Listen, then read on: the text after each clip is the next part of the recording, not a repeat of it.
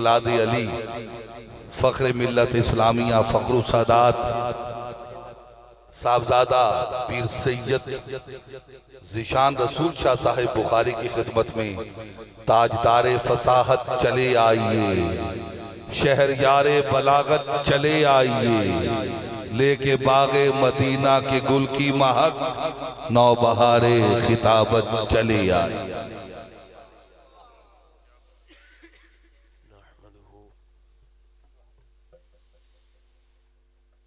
ونصلي ونسلم على سيدنا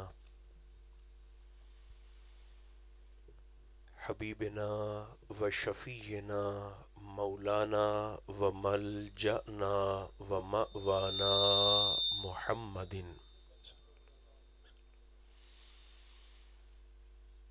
رسوله النبي الكريم الأمين المكين الحنين الرؤوف الرحيم وعلى آله الطيبين الطاهرين وعلى صحبه أجمعين أما بعد فأعوذ بالله من الشيطان الرجيم بسم الله الرحمن الرحيم والله أخرجكم من بطون أمهاتكم لا تعلمون شيئا فی مقام آخر وخلق الانسان ضعیفا صدق اللہ مولانا العظیم۔ محبت اجازت دے تو سبھی احباب خلوص کے ساتھ درود و سلام پڑھیے۔ الصلاۃ والسلام علیک یا رسول اللہ، الصلاۃ والسلام علیک یا حبیب اللہ، الصلاۃ والسلام علیک یا رحمۃ للعالمین وعلی آلک و اصحابک سیدی یا شفیع المذنبین۔ اللہ تبارک و تعالی جل مجدہ العظیم کی حمد و ثنا حضور نبی محترم رسول محتشم رحمت عالم صلی اللہ علیہ وآلہ وبارک وسلم کی ذات بے کس پناہ پر بے شمار نذرانہ ہائے درود و سلام عرض کرنے کے بعد، میرے انتہائی مقتدر سادات کرام، ہم سب کے محبوب و محترم قبلہ سعیدی صاحب اور ذکر خیر کی اس مقدس تقریب میں حاضر آنے والے تمام اہل محبت، اللہ رب العزت کا شکر ہے جس نے ہماری گردنوں میں نسبت مصطفیٰ کا کلادہ عطا فرمایا۔ یقیناً اس قدر خوبصورت اور فرحت بخش موضوع کے تحت یہ بزم منعقد کرنے پر میں جتنی بھی مبارکباد پیش کروں وہ کم ہے۔ یوں کہہ سکتا ہوں کہ احباب نے حق کے تسنن ادا کرتے ہوئے بعض الفاظ کا ترجمہ کریں تو ان کی لذت ختم ہو جاتی ہے، مگر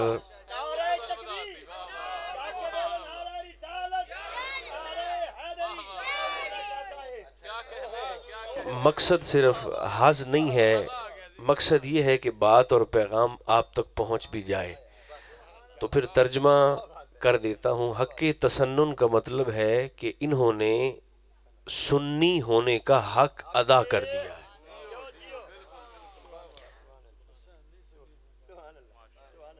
ہدیہ تبریک کے ساتھ ساتھ ہم سب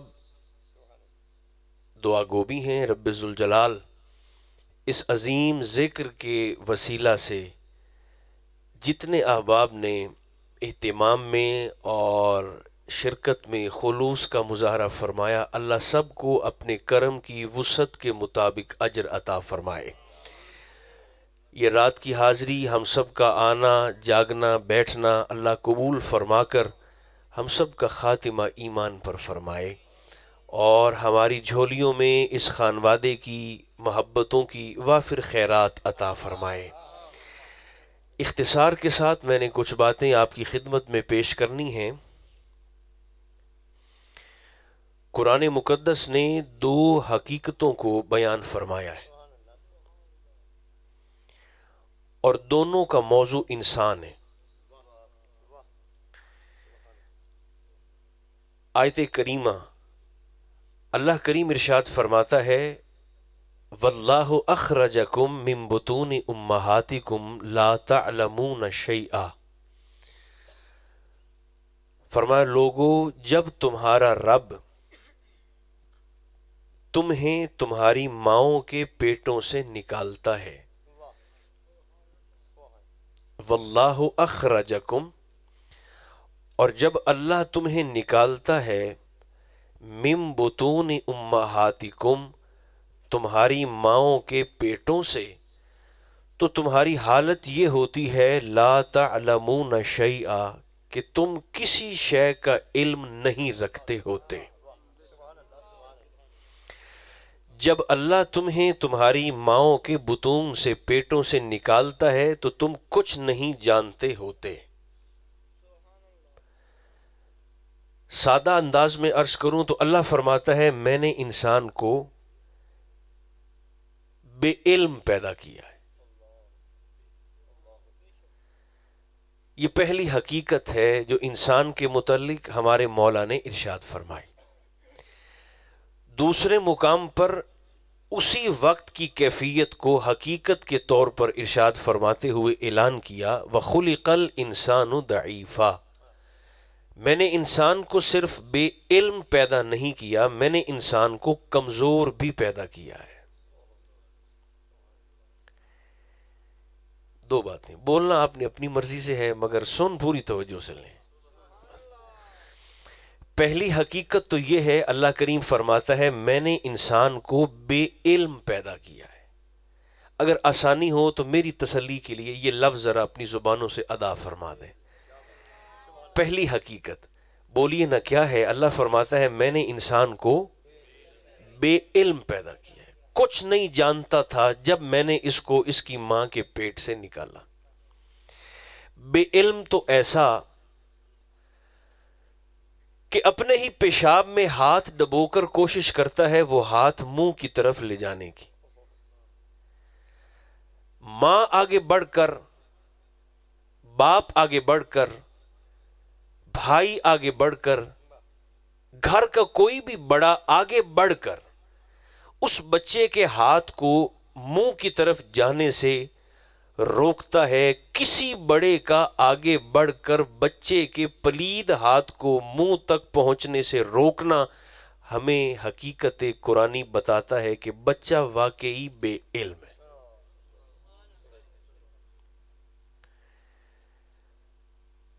میرا خیال ہے مزید امثلہ پیش کرنے کی حاجت اس لیے نہیں ہے کہ آج بھی جو بچے پیدا ہو رہے ہیں وہ اسی بیان کردہ حقیقت قرآنی کے مطابق، یہ بات میں آپ کو بھلا کیوں سنا رہا ہوں؟ عنوان کو، آج کی محفل کے عنوان کو آپ ذہن میں رکھیں گے، اور جو بول رہے ہیں وہ ابھی میرے سے سبحان اللہ وصول فرما لیں ابھی سے ہی۔ جی یہ مضمون علامہ بغوی نے بڑی تفصیل کے ساتھ بیان کیا ہے۔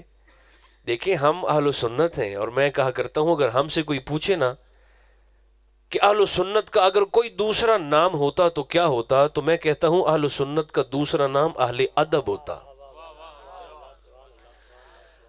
اہل سنت کے یوں سمجھیں کہ اہل سنت کا کوئی مترادف ہوتا تو وہ اہل ادب ہوتا۔ لوگوں نے تو خام خواہ امامت کو مقید کر دیا نا،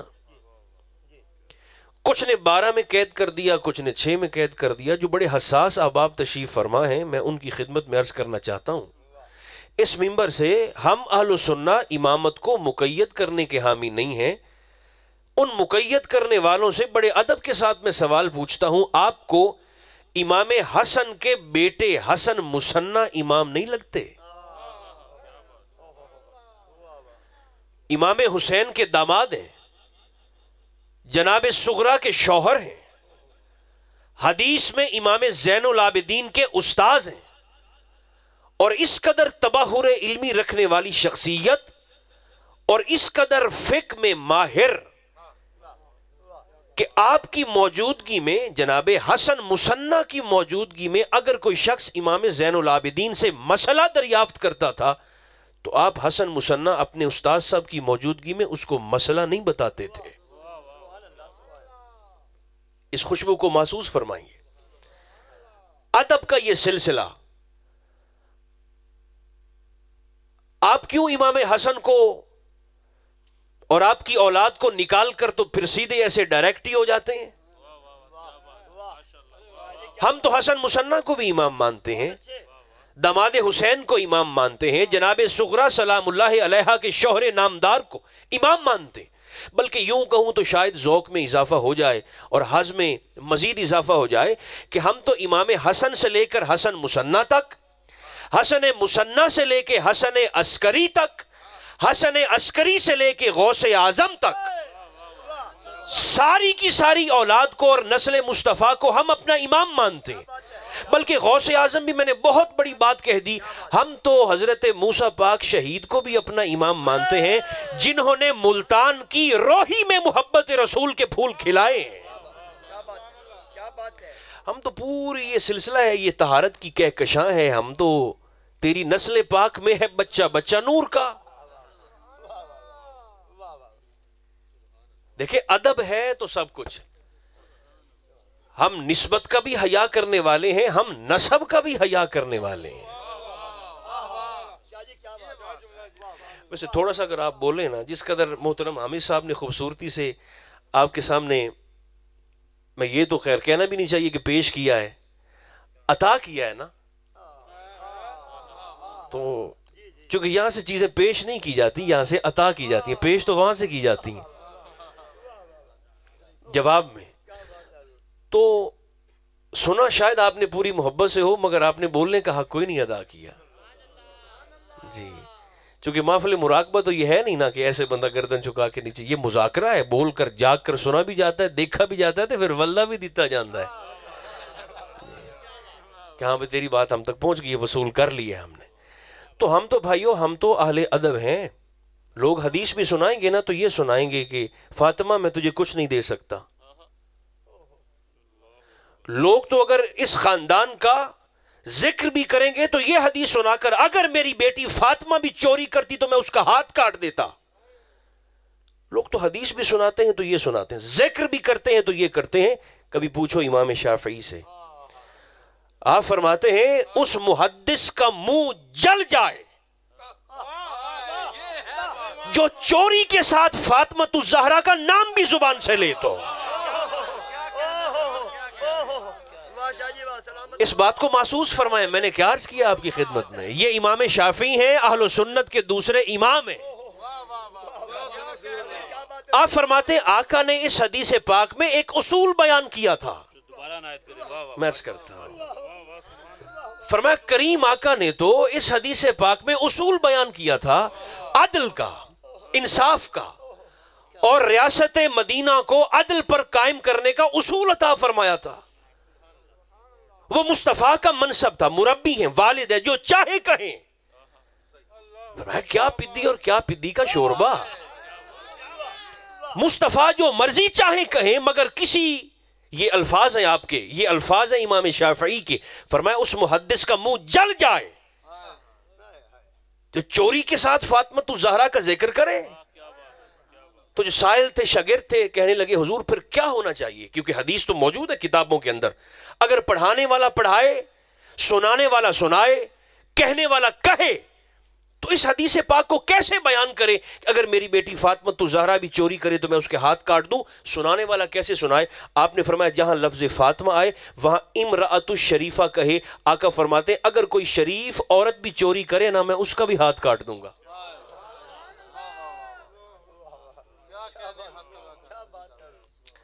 امرأۃ الشریفہ کہے، اگر کوئی فاطمہ کا نام نہ لے.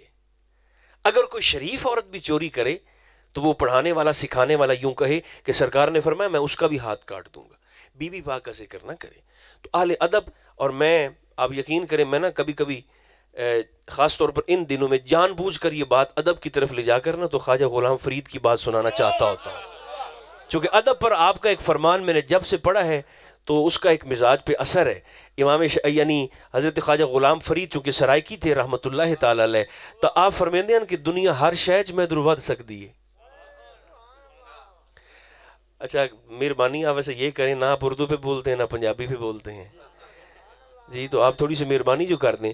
آپ فرمیندے ہیں دنیا ہر شہج میں درود سکتی ہے، پیسے چ بھی ود سکتے ہیں لوگ میدنوں، طاقت چ بھی ود سکتے ہیں، اختیارات چ بھی ود سکتے ہیں، مال چ بھی ود سکتے ہیں، ہو سکتا ہے عبادات چ بھی میدنوں ود جاویں، لیکن آپ فرماتے تھے ادب میں یہ فقیر کسی کو بڑھنے نہیں دے گا۔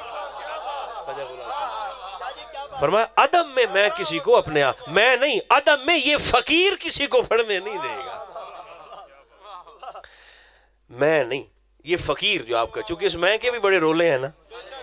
یہ پچھلا مہینہ جو گزرا ہے رجب شریف کا، تو ایک تفسیر ہوتی ہے جو علماء کرتے ہیں، ایک تفسیر ہوتی ہے جو صوفیاء کرتے ہیں۔ 9 مرتبہ سرکار کلیم نے درخواست کی تھی، عنوان نہیں ہے مگر بات آ گئی ہے تو عرض کرنے لگا ہوں۔ 9 دفعہ درخواست کی تھی، ربی ارنی انظر الیک، مولا میں تجھے دیکھنا چاہتا ہوں۔ ان کے منصب کے حساب سے نہیں، ہماری تربیت کے لیے میں عرض کر رہا ہوں۔ دعا کی تھی ربی ارنی انظر الیک، مولا میں تجھے دیکھنا چاہتا ہوں۔ یہ بھی دہرا دیں بھائیو ترجمہ ہے قرآن شریف کا، میں تجھے دیکھنا چاہتا ہوں۔ جواب ملا تھا لن ترانی، آپ مجھے نہیں دیکھ سکتے۔ لفظی ترجمہ تو یہ ہے نا، مگر جو اس کی صوفیانہ تفسیر ہے وہ یہ، اللہ کریم نے فرمایا میرے کلیم آپ دعا کرتے ہیں کہ میں تجھے دیکھنا چاہتا ہوں، آپ مجھے نہیں دیکھ سکتے مولا کیوں؟ فرمایا جب تک یہ میں رہتی ہے نا تب تک میں نظر نہیں آتا، جب تک یہ میں رہے نا تب تک میں نظر نہیں آتا۔ اچھا ویسے جب کہا گیا تھا کہ مولا دکھا دے اور باری تعالیٰ نے فرما دیا تھا کہ آپ نہیں دیکھ سکتے تو بات ختم ہو جانی چاہیے تھی نا۔ انکار کے باوجود دکھایا۔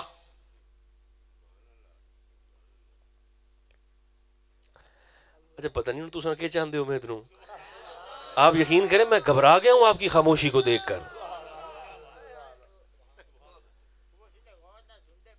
مینوں ولدا بھی دیو نا پھر۔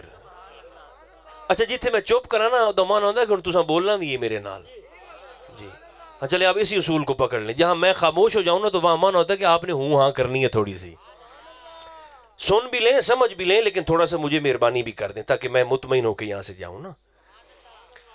تو کہا تھا 9 مرتبہ دکھا دے دکھا دے، ایک دفعہ جواب ملا کہ نہیں دیکھ سکتے، تو عقل کہتی ہے کہ بات ختم ہو جانی چاہیے تھی، مگر انکار کے باوجود دکھایا۔ کیوں؟ وجہ یہ تھی قیامت تک آنے والے ان لوگوں کی زبانوں پر اللہ نے تالے لگائے کہ کوئی یہ نہ کہہ سکے کہ اللہ کبھی کبھی دیکھا نبیوں کی دعاؤں کو ٹال بھی دیتا ہے، دیکھا اللہ کبھی کبھی نبیوں کی پیغمبروں کی دعاؤں کو ٹال بھی دیتا ہے۔ فرمایا میرے کلیم 40 راتوں کے لیے آپ کو بے ہوش کرنا مجھے گوارا ہے، 40 وخر موسیٰ صاعق، 40 راتوں کے لیے آپ کو بے ہوش کرنا مجھے گوارا ہے، مگر ذات رسالت پر اٹھتی ہوئی انگلی مجھ رب کی غیرت کو گوارا نہیں ہو سکتی۔ تو بے ہوش کر دیا، وہ جو 770 تھے وہ موقع پر ہی جاں بحق ہو گئے، جو گواہی دینے کے لیے آئے تھے کہ دیکھ کر جاتے ہیں اور واپس جا کر بتائیں گے کہ ہم واقعی دیکھ کر آئے ہیں موسیٰ کے رب کو، تو وہ تو مر گئے 70 کے 70۔ سرکار کلیم بے ہوش ہو گئے۔ یہاں یہ بھی گزارش میں کرتا چلوں کہ جب آپ کو ہوش آیا نا تو آپ نے 70 لاشیں دیکھیں سرکار کلیم نے، تو آپ رو پڑے اور آپ نے رب کریم کی بارگاہ میں عرض کیا باری تعالیٰ قوم تو پہلے ہی بڑی بدبخت ہے، اگر یہ 70 لاشیں ان کی سرداروں کی لے کر واپس جاؤں گا تو وہ تو اور بدبختی کریں گے۔ قرآن فرماتا ہے، اللہ کریم نے فرمایا میرے کریم آپ روئیں نہیں، ہم الوف حضر الموت، یہ تو 70 ہے نا، 70,000 بھی ہوتے نا، الف کہتے ہیں 1000 کو عربی میں، اور الف نہیں الوف، ہم الوف حضر الموت، یہ 70 ہیں، اگر 70,000 بھی ہوتے آپ کی عزت کے لیے 70,000 کو بھی دوسری زندگی عطا کر دیتا. تو وہ 70 مرے تو تھے نا, تو پھر آپ کے اذن سے اور اللہ کریم کی مہربانی سے وہ دوبارہ زندہ بھی کیے گئے. اس لیے تو پھر قوم پر عذاب آیا تھا کہ جب گواہی مل گئی اس کے باوجود انکار کر دیا. بہرحال ہم اہل ادب ہیں, اہل سنت اہل ادب ہیں, نسبت کا بھی حیا کرنے والے ہیں, نسب کا بھی حیا کرنے والے ہیں. لیکن نا اب لوگ یہ اس طرح کی باتیں اب شروع انہوں نے کر دی ہیں کہ یہ کوئی رائل فیملی ہے, آل رسول, یہ کوئی شاہی خاندان ہے, یہ کوئی یعنی ہمارے اگر زبان میں عرض کروں نا تو وہ لوگوں نے یہ تک کہہ دیا ہے کہ یہ کوئی دین کے ٹھیکیدار ہیں. میرا حسن ظن ہے آپ کے متعلق سارے باوضو تشریف فرما ہوں گے. سنی اتنا بے وقوف نہیں ہوتا ذکر میں آئے اور بے وضو آئے. سارے باوضو تشریف فرما ہوں گے, یہ کوئی دین کے ٹھیکیدار ہیں. تھوڑی سی آواز بڑھا دیں اگر ہو سکتا تو. آپ یاد رکھیں جن کا تو ہے نا مطالعہ, پہلی بات تو یہ ہے کہ وہ اس کی وجہ جاننے کی کوشش ہی نہیں کریں گے. جیسے گلاب کے پھول کو بتانا نہیں نہ پڑتا کہ میں اتھے پیاں بول کر چیخ چیخ کر. سرکار مولا علی شیر خدا کوفہ کی جامع مسجد میں ممبر پر تشریف فرما تھے تو ایک شخص کونے میں آ کر نا اس نے اپنی تقریر شروع کر دی. مولا کائنات کے سامنے, امیر کائنات کے سامنے اپنا خطاب شروع کر دیا. تو چیختا رہا, لوگوں نے کوشش کی چپ کروانے کی, چپ نہیں ہوا. تو لوگوں نے مولا کائنات سے پوچھا حضور یہ کیا چاہتا ہے؟ تو آپ نے بھی اصول بیان کر دیا. آپ نے فرمایا یہ چاہتا ہے کہ مینوں بھی تو دیکھو میں بھی کچھ ہے ہاں, ادھر ہی توجہ ہے تمہاری, مجھے بھی دیکھو میں بھی کوئی شے ہوں یہاں پر. تو فرمایا چیخ رہا ہے بس ویسے ہی بول رہا ہے. جیسے محبت کی خوشبو نہیں نہ چھپتی, بغض کی بدبو بھی نہیں چھپتی. اللہ اللہ اللہ, نعرہ تکبیر, جو زندہ بیٹھا بولے نعرہ رسالت, ہاتھ چک کے نعرہ حیدری, آل نبی اولاد علی. اور یہ اس دور سے نہیں, اچھا دیکھیں نا سیدوں نے تو بولنا ہی بولنا ہے. تھوڑی سی مہربانی آپ بھی فرما دیں. جی میں عرض کر دیتا ہوں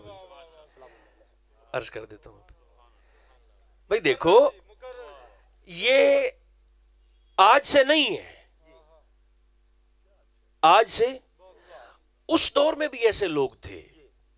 سرکار مولا علی تشریف فرمایا منبر پر, کوفہ کی بات کر رہا ہوں. ایک یہودی آیا, بغض کسے کہتے ہیں اور لوگوں کا طریقہ خباثت دیکھیں. یہودی آیا مسجد میں, اس نے آپ سے کچھ سوال پوچھے. اچھا اس نے جس انداز سے پوچھے نا آپ نے اسی انداز سے اس کو جواب دیا. اس نے جس قدر سلاست سے پوچھے آپ نے اسی قدر سلاست سے اس کو جواب دیا. اس نے جس کتاب سے پوچھا اپنے مذہب کی, آپ نے اسی کتاب سے جواب دیا. چونکہ علم کا روب ہوتا ہے, دبدبا ہوتا ہے, اور اگر منبر پر مولا کائنات ہو تو پھر علمی روب کا کیا ہی کہنا. یہاں تو غوث اعظم کی روحانیت کا یہ عالم تھا, غوث اعظم کی رضی اللہ تعالیٰ عنہ. ہر رات عشاء کے بعد اپنی مسجد میں بابو شیخ میں, عراق میں, بغداد میں جو مدرسہ آپ کو آپ کے پیر صاحب سے ملا, تو آپ اس میں منعقد فرماتے تھے. آپ اندازہ کریں جو صاحب دل ہیں کہ زبان غوث اعظم کی ہو تو اللہ کی ضرب روح پر کیسی پڑتی ہوگی. تو 360 کتب ہر وقت موجود رہتے تھے. علی بن ہیتی بھی ان میں سے ایک تھے. تو واجد میں آئے نا بیٹھے بیٹھے تو کہنے لگے حضور, سرکار غوث اعظم سے, حضور یہ جسے ہم ہو کر رہے ہیں اور کہہ رہے ہیں, حضور وہ دور کتنا ہے, دور کتنا ہے. سرکار غوث پاک بھی موج غوثیت میں تھے. آپ نے فرمایا صرف 2 قدم, صرف 2 قدم. جیسے آپ نے کہا نا سبحان اللہ, علی بن ہیتی نے بھی تکبیر بلند کی, حضور اللہ اکبر, پھر تو نزدیک آ گئے. فرمایا ہاں پہلا قدم نفس پر رکھو, دوسرا قدم یار کی گلی میں ہوگا. آپ سے بھی تو بیٹھے بیٹھے سرکار مولا علی شیر خدا بھی موج میں تھے. تو اس نے جس رفتار سے پوچھا آپ نے اسی رفتار سے جواب دی. علمی دبدبا تھا, علمی روب تھا. یہودی بڑا متاثر ہوا, اس نے کہا حضور یہ بغض پر میں آپ کو سنا رہا ہوں, طریقہ دیکھیں. تو کہنے لگا جی یہ سارا علم آپ نے کہاں سے سیکھا ہے, کہاں سے لیا ہے؟ تو آپ نے بڑے اطمینان سے فرمایا میں نے اپنے نبی کی زبان چوسی, یہ حضور کے لعاب دہن کی برکت. بولیے بولیے سبحان اللہ, ذرا ہاتھ اٹھا کے کہیے سبحان اللہ. واہ واہ. یہ سرکار کے نا لعاب دہن شریف کی برکت ہے، جس نے میرا سینہ علم کے لیے کشادہ فرما دیا۔ اس کا شوق بڑا، اس نے کہا اچھا وہ نبی مجھے کہاں ملیں گے؟ تو آپ نے جواب دیا کہ ان کا تو وصال ہو گیا ہے۔ اس نے کہا اچھا پھر مجھے آپ ہی کلمہ پڑھائیں۔ آپ نے کلمہ شی پڑھا دیا۔ کلمہ پڑھ کے وہ مسجد سے باہر نکلا نا، اب سنیں جو باتیں آپ مکالمہ اسے فرما رہے تھے سابقہ یہودی سے، وہ دیوار کے باہر پار کھڑا ہوا ایک منافق بھی سن رہا تھا، منافق بھی کھڑا سن رہا تھا۔ جب وہ کلمہ پڑھ کے چلا گیا نا تو وہ منافق بھی ایسے اندر آیا۔ اب اس کا طریقہ واردات دیکھنا اور بغض نکالنے کا اس کا انداز دیکھیں۔ سرکار مولا کائنات کے سامنے کھڑا ہے اور آپ سے مخاطب ہو کر کہنے لگا اچھا ہم تو یہ سمجھتے رہے آج تک کہ علم آپ کا ذاتی کمال ہے، ذاتی کمال سمجھتے رہے، یہ تو آج پتہ چلا ہے کہ علم آپ کا ذاتی کمال نہیں، یہ تو حضور کی لعاب دہن کی برکت سے تھا۔ اچھا اب اس کا طریقہ دیکھیں ذرا۔ اسا ایویں تھوڑا ذاتی کمال سمجھتے رہے کہ بڑا ذاتی کمال ہے، یہ تو علم کوئی کسب ہے، یہ تو آج پتہ چلا کہ سرکار کی لعاب دہن کی برکت ہے۔ آپ کے چہرے پاک پر جلال امامت و ولایت آیا۔ آپ نے فرمایا اسکت، فرمایا خاموش۔ اس نے کہا کیا ہوا؟ میرا خیال ہے میری محبت یہ مجھے کہتی ہے کہ میں ایسا ہی کہوں۔ ساتوں آسمانوں سے بڑا جملہ سرکار مولا کائنات کی زبان پاک سے ادا ہوا۔ آپ نے فرمایا چپ کر۔ اس نے کہا کیا ہوا؟ فرمایا ابھی مصطفیٰ کا لعاب بولا ہے، محمد کا خون تو ابھی بولا ہی نہیں ہے صلی اللہ علیہ وسلم۔ اور جن کی محبت پر بہار ہے نا ان کی خدمت میں جملہ بدل دیتا ہوں۔ آپ نے فرمایا یہ ابھی مصطفیٰ کا لعاب ہے جس نے علی کو سلونی اما شئتم تک پہنچا دیا۔